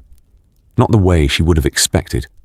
Not conflict, not opposition, not the specific friction of a man who wants one thing and is being redirected toward another. The hardest part was watching him change. He was changing. Slowly, in ways that were visible to her and invisible to most others. The way you see changes in someone you watch closely that the wider world doesn't see, because the wider world sees the surface, and she saw underneath. He had been reading, not Dothraki. The Dothraki had no written language. Records were oral, memory was the archive, and a Khal's history was the history of the khalasar's memory of him. He had been learning the common tongue in writing, with the specific, dogged determination of a man who had decided to do something and would do it however long it took. He had a teacher, a young maester from the Citadel who had been assigned to the Red Keep and who was possibly the bravest person Daenerys had encountered in 2 years, given that his assignment was to teach the Khal of Khals to read. He had been reading maps, then histories. Tyrion had found him with a history of the Long Night 3 months ago and reported it to Daenerys with the specific expression of someone whose model of a person has just been revised in a significant direction. He was changing. She watched it, and she did not quite know what to do with watching it. One night she said, "You've been reading." He said, "Yes." "What have you been reading?" He told her, "The Long Night History." 2 accounts of the Targaryen conquest. A record of Dothraki khalasars from before the time he could remember, written by a maester who had travelled with Khal Drogo's father. She said, "The Dothraki history. You didn't know there were written accounts." He said, "No." He was quiet. The maester showed me. He said, "There is more of the Dothraki written down than the Dothraki know." He paused. "By people who were not Dothraki, who were watching." She said, "How do you feel about that?" He thought about it. He was doing this more, thinking before answering. The specific taking of time that the grass sea did not teach you, because the grass sea rewarded movement, not stillness. He said, "Strange." He looked at her. We thought we were not. We thought writing was the way of soft people. Cities. People who could not remember their own story. And now, he said, now I think, writing is how you reach past yourself, how you speak to people you will not meet. He paused. Rhaego will read. He should know who his father was, not only the songs. She stared at him. He said, "What?" She said, "Nothing." She reached out and took his hand. "Nothing. Go on," he said. "I am going to write something. About the khalasar. About the crossing." He paused. "About you," she said. "About me. How you—" He stopped. He was not a man of words in any language. He was a man of action and presence and the specific authority of absolute physical certainty. But he was trying. "How you made me want the world, instead of just the parts I could ride through." She held his hand. She said, "That's the most beautiful thing you've ever said to me." He said, "It is also true." She said, "I know." She squeezed his hand. "I know." The battle for the wall. 301 AC. They came in the 3rd year. Not the testing they'd seen in the valley. Something larger, more organized, moving with the patient deliberateness of something that had been building for a long time and had decided its moment had arrived. Mormont's ravens reached King's Landing at dawn. They reached Daenerys before the small council met. She read them. She went to Drogo. She showed him. He read it, slowly, because he was still learning. But he read it. And then he looked at her. She said, "Now," he said. "Now." 3 dragons flew north. The Dothraki host rode north. 20,000 riders that had been training in winter conditions for 18 months rode north behind their Khal, who rode at the front because that was where a Khal rode. Robb Stark rode north with every man the north could spare. Stannis Baratheon, who had never left the north entirely and who had been at Castle Black for 3 months reviewing the fortification plans, was already at the wall. The force that came over the northern ridge at dawn on the 3rd day was enormous. She'd known it would be enormous. The ranging reports had been building toward enormous for 3 years, and she had been taking them seriously and preparing for enormous. She had 3 dragons and 20,000 cavalry trained for winter and 10,000 northern infantry and 3,000 Night's Watch Rangers and the full stock of Castle Black's dragonglass. She had prepared. She had not prepared for the cold. Not the weather cold. The directional cold. The cold that came off the dead in waves. That was not temperature, but something else. Something that worked on the living the way illness works. That was not a weapon, but functioned like one. That pressed on the edges of your ability to keep moving and to think clearly. She felt it from Drogon's back. She pressed her hand against the dragon's neck and felt the counter heat of him, the furnace warmth, and she thought, this is why. This is why the blood of old Valyria mattered. Not the throne, not the conquest. This specific opposition of fire and cold. She flew into it. Drogon flew into it with her. The fire, when it came, was visible from Castle Black's ramparts as a column of it, orange and gold at the edges and white at the center, the specific fire of a dragon at full burning, and where it hit the dead stopped. Not slowly, instantly. The cold that came off the army of the dead could not sustain itself against dragon fire. It recoiled. It faltered. And in the faltering, the pattern of the dead's movement lost its organization, and disorganized dead were what dragon glass was for. The battle lasted 11 hours. It was the longest 11 hours of Daenerys' life. She flew until Drogon's strength was at the edge, and then she landed and climbed to Rhaegal and flew again. She lost track of Viserion in the 3rd hour and found him in the 5th, working a different flank than she'd assigned, which meant the dragon had his own ideas about where the fire was needed, and those ideas were not wrong. Drogo fought in the middle of the engagement, which was not where she wanted him, and exactly where he would be, regardless of what she wanted. She had accepted this about him. He commanded from the front, or he didn't command, and the cohorts who followed him followed the man they could see. She watched him from above when she could.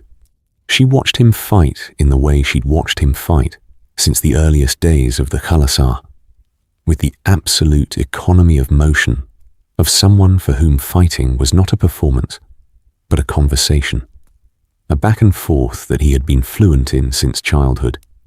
He moved through the dead with a dragon glass-tipped spear that he used at range, and a Valyrian steel blade at his hip that Daenerys had quietly forged using information from the citadel. He had not asked where the blade came from.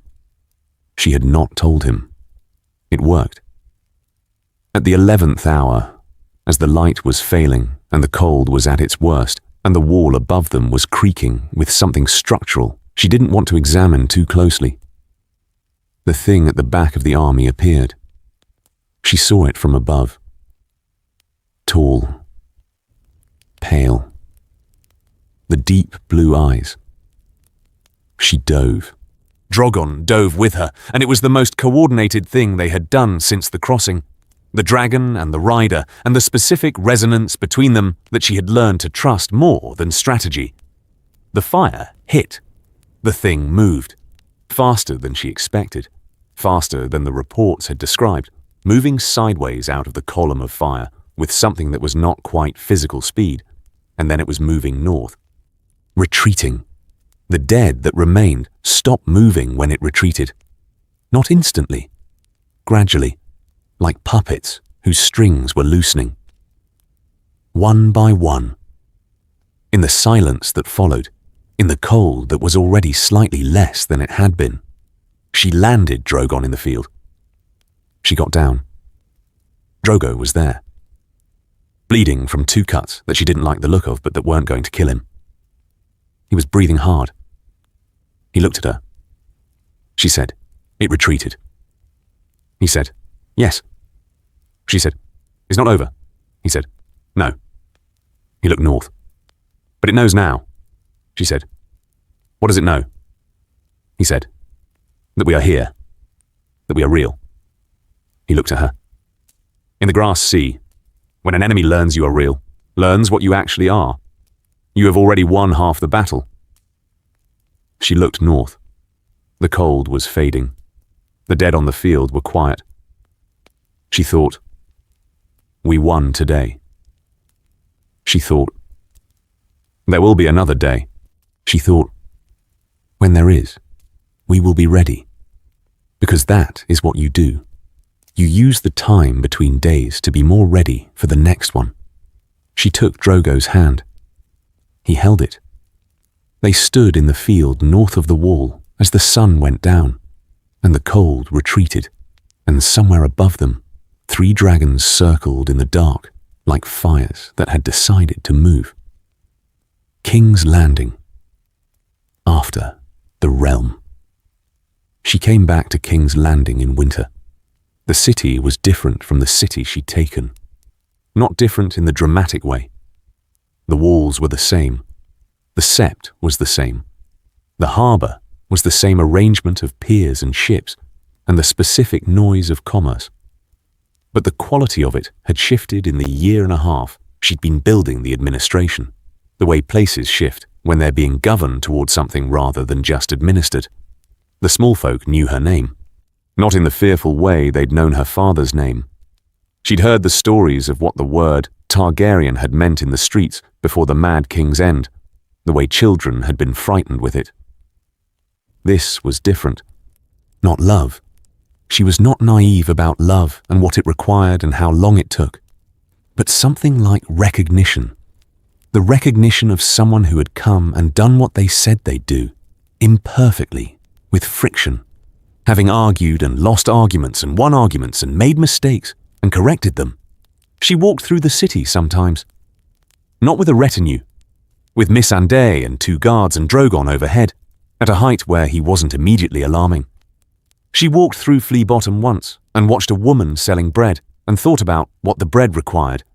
The grain, the mill, the distribution system, the pricing controls they'd put in place 3 months ago that Tyrion had designed and that had stopped 3 planned riots before they could organize. She thought, this is what ruling is. Not the dragons, not the throne room. This woman and her bread. Drogo found her there, which was not hard. He could find her anywhere, had been able to find her since the khalasar. It was one of the things about him that she had stopped questioning, because questioning it produced no useful information. He stood beside her. He looked at the bread woman. He said, "You are thinking." She said, "I'm always thinking." He said, "What?" She said, "Whether I'm doing this right." He said, "Are you?" She said, "I don't know. I won't know for 20 years. Maybe longer." He said, "Then keep doing it until you know." She looked at him. He said, "This is what you are for. This." He gestured at the city, at the street, at the woman selling bread. Not the chair, not the dragons. "This," she said. "You understand that better than anyone I know." He said, "I had a good teacher." She said, "You taught yourself."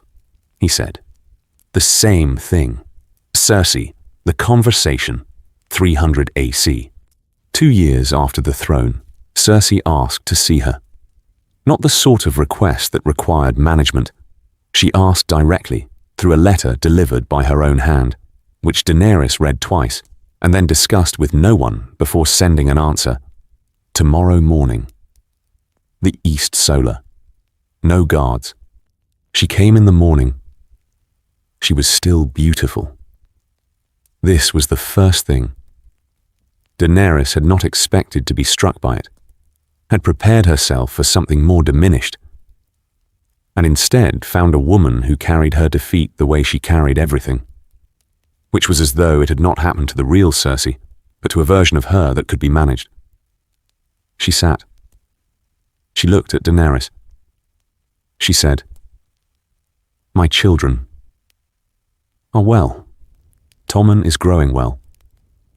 Myrcella has been corresponding with Prince Doran, apparently of her own initiative, which I'm told is the kind of initiative that should be encouraged." A pause.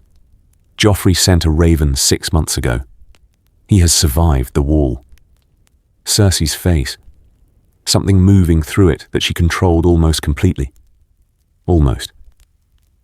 "He is well?" she asked. "He is alive. He finds the watch. I'm told he has become a reasonable soldier. The cold has apparently done something for his character that King's Landing didn't." Cersei looked at the table. She said, "My brother. Tyrion is essential to this administration and he knows it, which he finds gratifying. He asks for more wine than the stores can support and produces better work than anyone else on the council." Daenerys paused. "He has never, in 2 years, done anything to undermine you to me or to use his position against your interests. I thought you should know that." Cersei absorbed this. Her jaw was tight. She said, "Why are you telling me these things?" "Because you asked to see me, and I assumed it was to ask about your children, and I am answering before you ask so we can get to whatever you actually want to say." Cersei looked at her.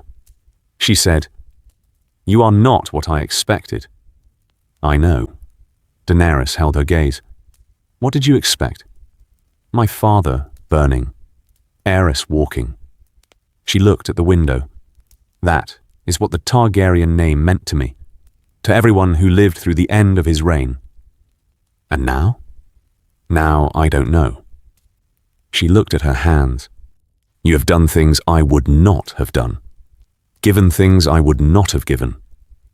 Kept people alive who... She stopped. I have spent 2 years watching you govern this city, and I still don't entirely understand what you are. Daenerys said, I'm someone trying to do the job. That's not a sufficient answer. It's the honest one.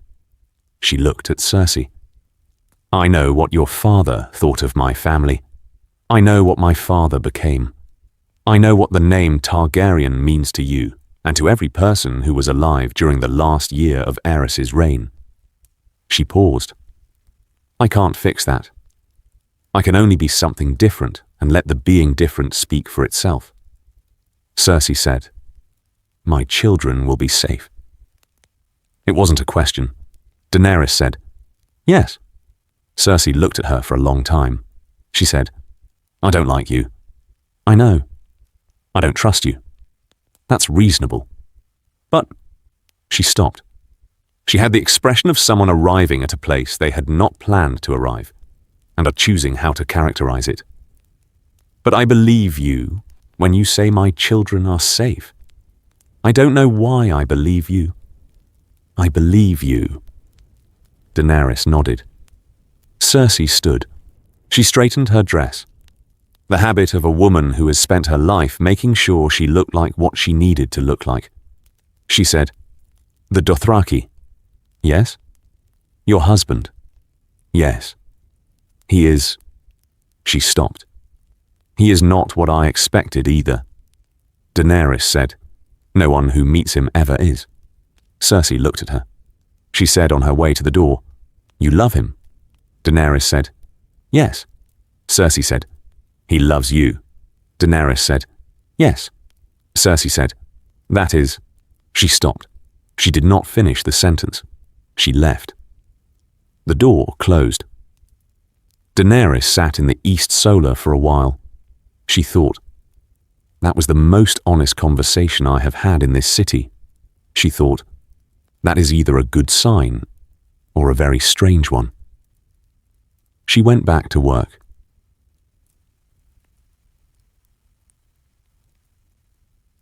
Rhaego, the son.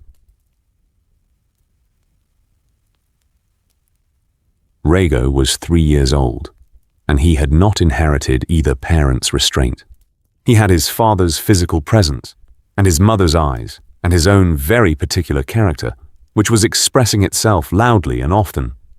He had opinions about his food, about his bedtime, about the horse that had been assigned to him, which he found insufficiently interesting.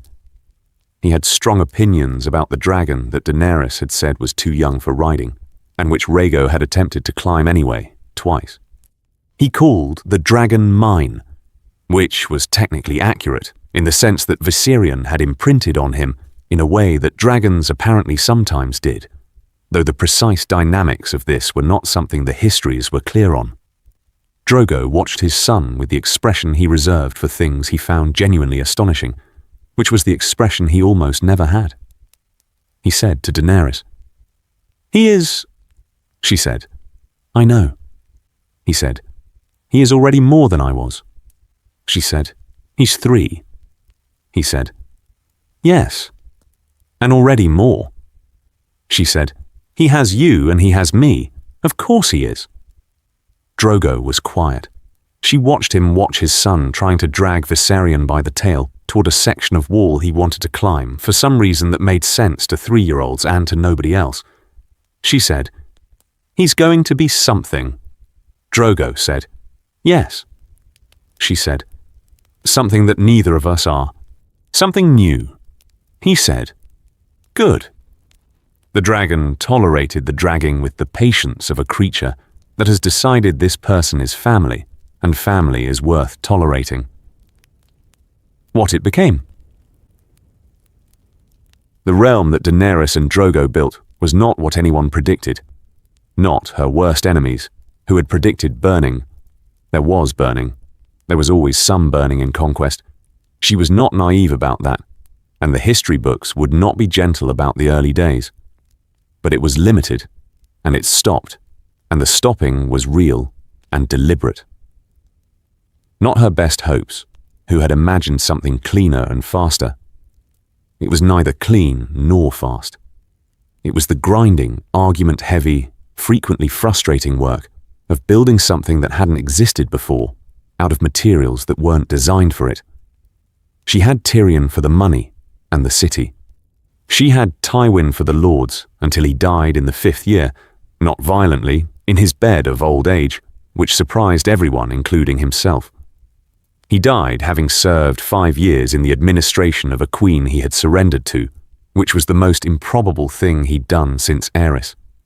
The lords who had followed his lead because they followed his lead found after his death that the following had become habit, and habits are harder to break than decisions.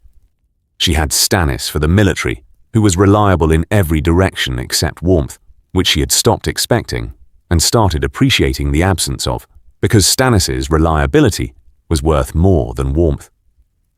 She had Robb Stark, who remained Lord of Winterfell, and increasingly became the person she talked to when she needed to hear what was actually true, rather than what was politically available.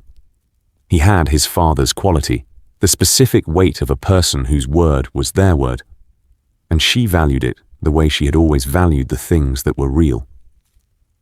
She had Drogo. He was changing still. 3 years after the crossing.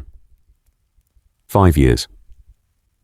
The grass sea was still in him and always would be. It was not a thing you left behind, the formation of yourself. But he had added things to it. He could read, slowly and with occasional help. He had started writing. The account he'd mentioned, the history of the khalasar and the crossing and the things he had seen. He rode north every summer. He had made himself fluent in winter, riding through sheer refusal to fail at it, which was how he approached everything. He had trained 20,000 Dothraki riders in the same techniques. They were the finest winter cavalry the realm had ever seen. The wall held. There were engagements. 3 of them, spread over 5 years, each one bigger than the last, and each one met by a force that was larger and better prepared than the engagement before. The thing that commanded the dead was still out there. She had not killed it, had not yet found the specific approach that ended it rather than repelled it. She was working on that. She had Tyrion researching it. She had maesters at the Citadel researching it. She had a correspondence going with a man in Essos who claimed to have records from before the long night, from the time when whatever was beyond the wall had been defeated the first time, and the records were fragmentary and strange, and she was not certain they were real, and she was reading them anyway. She was always reading. The realm was not perfect. It was not clean or comfortable or the answer to every question. It was alive.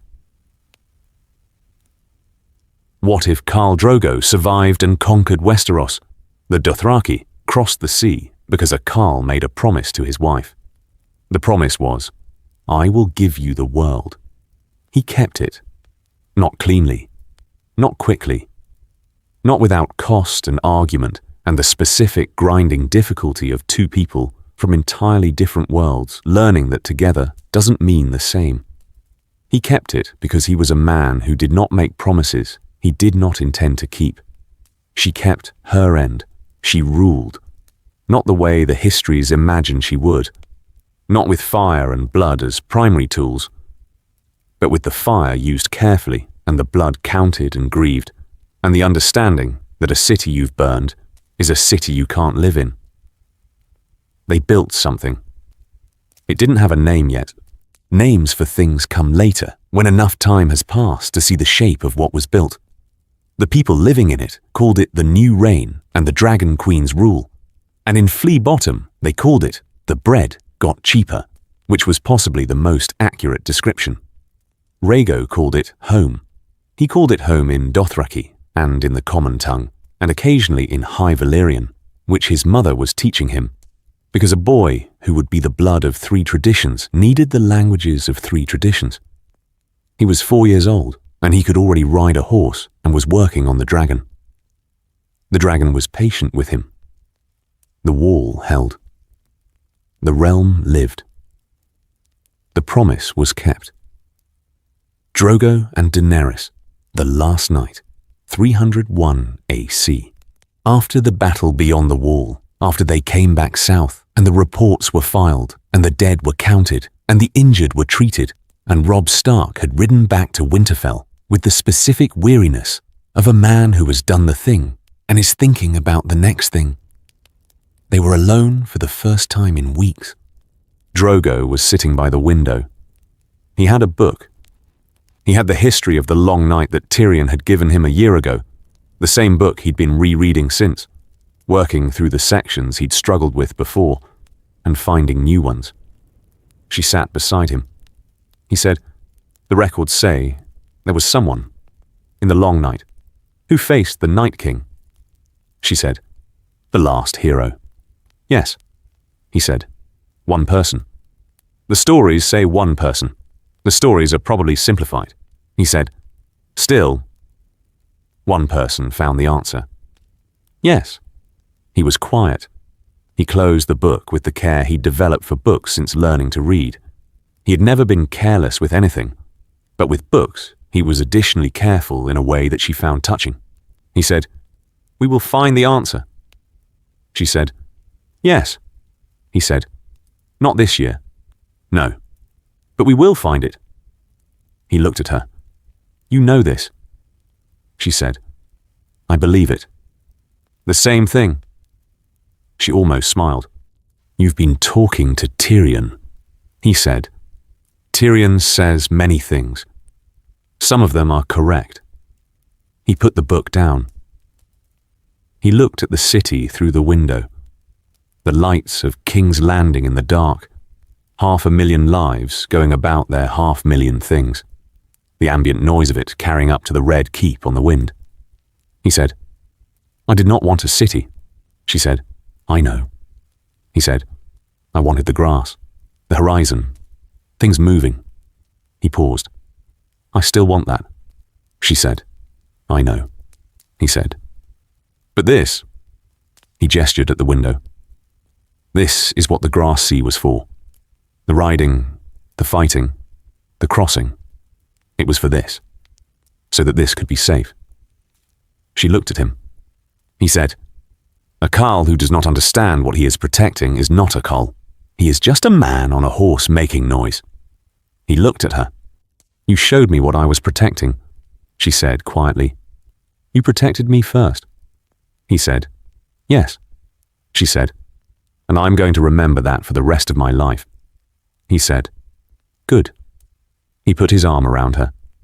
She leaned into it. "Me also." The city moved below them. The dragons were somewhere in the dark above the city, circling or sleeping or doing whatever dragons did at night when no one was watching. Rhaego was asleep in the next room, defended by guards and a dragon and his own considerable will, which at 4 years old was already formidable. Drogo said, "Next year, we go back to the grass sea." She said, "Yes." He said, "Not forever." She said, "No, just enough." He said, "Enough so Rhaego knows." She said, "Yes." He said, "And enough for me." She said, "Yes." They sat at the window. The city burned with its own kind of fire below them. Not dragon fire, the fire of people living, the light of 10,000 torches in 10,000 windows. She thought, "I came here to take a throne." She thought, "I got something I didn't know to want, something larger and more difficult and more real." She thought, she would not trade it. She looked at her husband. He was looking at the city. She said, "Sun and stars." He said, "Moon of my life." The night was cold, but not the wrong kind of cold. They stayed at the window until it wasn't